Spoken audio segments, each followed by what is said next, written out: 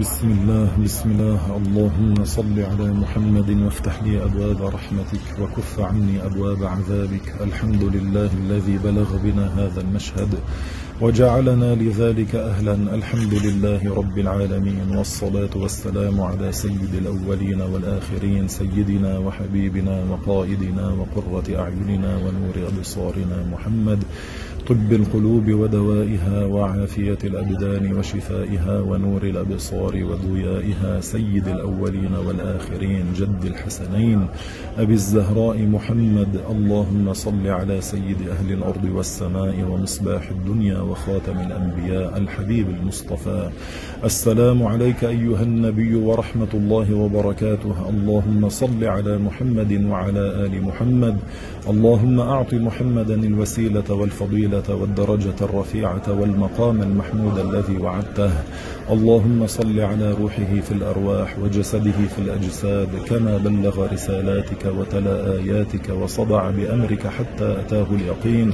اللهم إنك قلت في كتابك لنبيك صلى الله عليه وسلم: ولو أنهم إذ ظلموا أنفسهم جاءوك فاستغفروا الله واستغفر لهم الرسول لوجدوا الله توابا رحيما.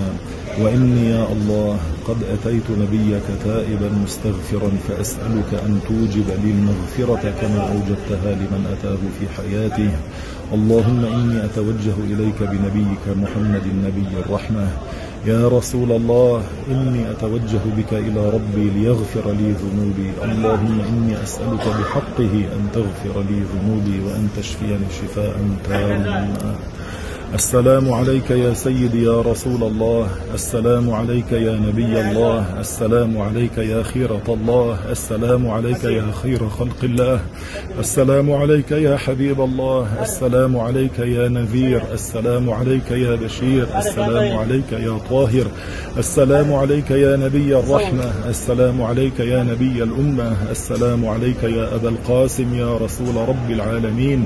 السلام عليك يا سيد المرسلين وخاتم النبيين. السلام عليك يا خير الخلائق، يا خير الخلائق أجمعين. السلام عليك يا قائد الغر المحجلين. السلام عليك وعلى آلك وأهل بيتك وأزواجك وذريتك وأصحابك أجمعين.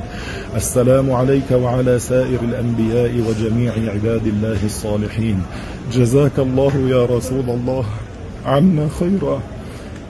جزاك الله يا رسول الله عنا أفضل ما جزى نبيا ورسولا عن أمته. وصلى الله عليك كلما ذكرك ذاكر وغفل عن ذكرك غافل، أفضل وأكمل وأطيب ما صلى على أحد من الخلق أجمعين.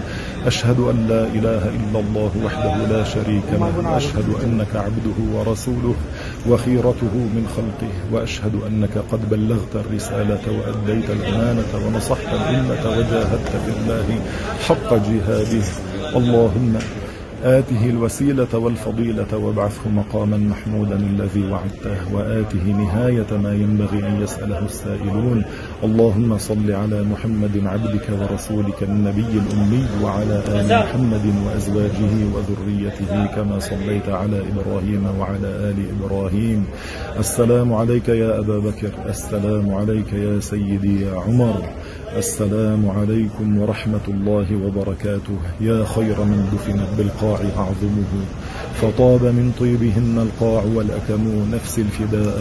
نفس الفداء لقبر أنت ساكنه، فيه العفاف وفيه الجود والكرم.